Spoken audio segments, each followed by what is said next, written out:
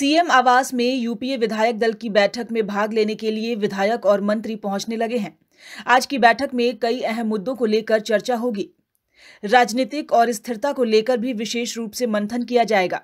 बता दें कि मुख्यमंत्री हेमंत सोरेन से ईडी के द्वारा लगातार 9 घंटे से अधिक तक पूछताछ की गई है। इन सब को लेकर भी आज मंथन की जाएगी। गांडे विधायक सरफराज अहमद, राज्यसभा सांसद महुआ मांझी, मिथिलेश ठाकुर बैठक में पहुंच चुके हैं और कई लोग पहुंचने वाले हैं। यूपीए विधायक दल की बैठक से पहले सरफराज अहमद ने कहा कि बैठक में कई बात पर चर्चा की जानी है। राज्य की राजनीतिक हालात पर भी चर्चा की जानी है। ईडी ने सीएम से क्या सवाल किया यह तो पता नहीं, लेकिन यूपीए के विधायक पूरी तरह से एकजुट हैं। कल रात में जब ईडी के दफ्तर से माननीय मुख्यमंत्री जी लौटे तो बहुत रिलैक्स थे और बोले कि रूटीन बातचीत हुई है, कोई भी घबराने की बात नहीं है और वो बहुत ही आश्वस्त थे। उन्होंने कहा कि वो सहयोग करेंगे ईडी का, अगर बाद में भी कभी ज़रूरत पड़े, जब जब बुलाया जाएगा वो जाएंगे। लेकिन ऐसा कोई भी सवाल नहीं है जिसको लेकर कोई हम लोग संपत्ति को लेकर जो सवाल किया गया मैडम, उसमें जो हमें जानकारी है वो सही से क्लैरिफिकेशन नहीं दे पाए। नहीं तो कोई भी जब बातचीत होती है तो थोड़ा समय लगता है उसमें। हो सकता है कि कल रात हो गई थी इसलिए उसे वहीं अंत कर दिया गया। वैसी गंभीर बात होती तो आज भी जाना पड़ता, लेकिन ऐसी कोई बात नहीं कही गई। इसका मतलब ईडी के लोग संतुष्ट हैं उनके जवाब से। अच्छा ये बताइए मैडम, ये महागठबंधन की रणनीति के तहत हो रहा है, लेकिन जेएमएम के कार्यकर्ता नजर आ रहे हैं। यूपीए के कांग्रेस के जो नेता है, उनके जो कार्यकर्ता है वो उनका हुजूम नहीं दिख रहा। देखिए रांची में हमेशा जाम की स्थिति हो जाती है, तो चूंकि हमारे माननीय मुख्यमंत्री जी पर हम लोग पार्टी के कार्यकारी अध्यक्ष हैं, तो इसलिए हमारे पार्टी के लोग यहाँ आए हैं और जब ज़रूरत पड़ेगी तो महागठबंधन के कार्यकर्ता भी आएंगे। उनके तरफ से आदेश हुआ नहीं था क्योंकि एक साथ बहुत ज़्यादा भीड़ हो जाए। आप देख रहे होंगे कि यातायात की व्यवस्था यहाँ लचर हो जाती है। इसकी वजह से हमारे कार्यकर्ता भी आए हैं। एक सवाल और लेंगे मैडम, ये बताइए कि ये ऐसा पहली बार हुआ है जब सिटिंग मुख्यमंत्री से इतनी देर पूछताछ हुई है।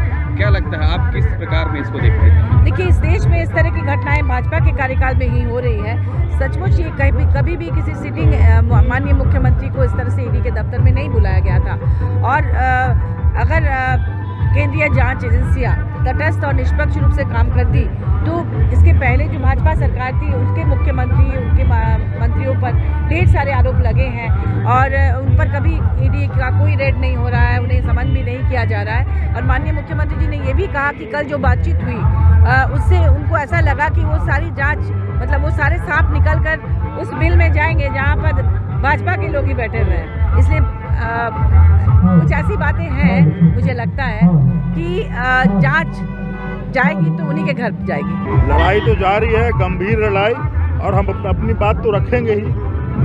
अब उनको अगर कुछ पूछना है वो पूछते भी हैं, उसका जवाब मुख्यमंत्री जी दे भी रहे हैं। और अब अंदर क्या बात हुई इसकी बहुत जानकारी हम लोगों को उन्होंने नहीं कहा। लड़ाई किधर जाती है, मतलब रणनीति कैसे आपके ये चुनी हुई सरकार, प्रजातंत्र में जो चुनी सरकार है, इनका 5 साल का टर्म होता है और उसको चुनी हुई सरकार को बाद बस्ती डिसलॉज करने की कोशिश की जा रही है, जो जिसके खिलाफ ये प्रदर्शन हो रहा है। विधायक दल में क्या रणनीति बने? कोई रणनीति नहीं है। सब विधायक, पूरे विधायक जो यूपीए के हैं वो एक साथ है, एकजुट है। जानकारी है कि मुख्यमंत्री से जब सवाल किया गया तो वो असहज और डरे हुए महसूस कर रहे हैं। ये तो आपने अंदर देखा नहीं। मुख्यमंत्री जब हमारे यहाँ से निकले तो खुश गए थे, जब हम लोग पास आए तो बहुत हंसते हुए आए। तब अंदर क्या रहा वो तो हमने देखा। दिखाने की कोशिश है क्या? ये इसका मैं कोई जवाब नहीं दे सकता। क्यों कोई दिखाएगा? जो कुछ गड़बड़ किया नहीं है, अंदर से मजबूत है, जिसके साथ झारखंड की जनता जुड़ी हुई है और इन लोगों ने उनको बैठाया है, वो क्यों डरा हुआ रहेगा? न्यूज़ विंग के लिए रांची से मनीष झा की report. टफकॉन XT600 HCR TMT Riba, अब इंडिया बनेगा एक्स्ट्रा टफ।